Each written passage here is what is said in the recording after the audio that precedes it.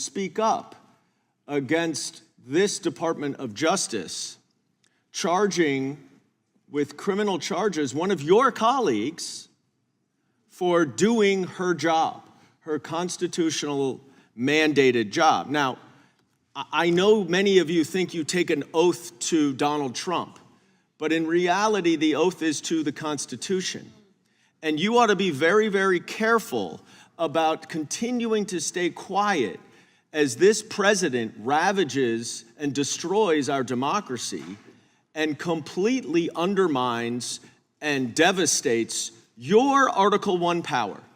So if you're going to find God and recognize that there's Article I power when it relates to administrative law, I hope you will also find Article I power to stand up to a rogue authoritarian administration rather than continuing to sit quietly as your own power is taken away and your own colleagues are being arrested for what is so obviously a politicized, trumped-up, bogus charge.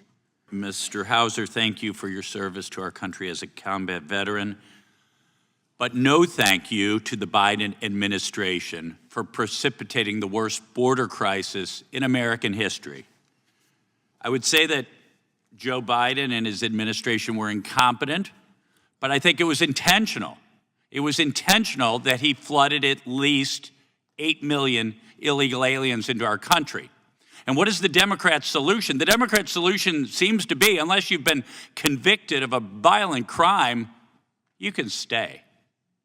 Not only can you stay, but we will pass amnesty bills to support you.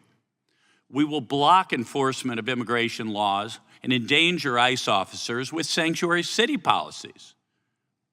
We'll give you welfare. We'll give you health care. We'll give you free education.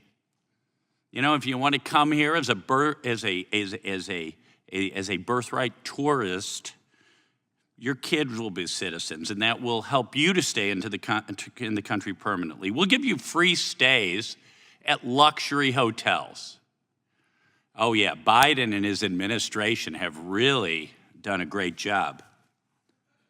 Donald Trump has lowered illegal border crossings by 95%. Somehow that doesn't count. There are going to be surges later on, don't you know? Well, you know, this all gets away from the purpose of this hearing, which is the fact that activist protests, including those by members of Congress, obstruct immigration enforcement and undermine public safety.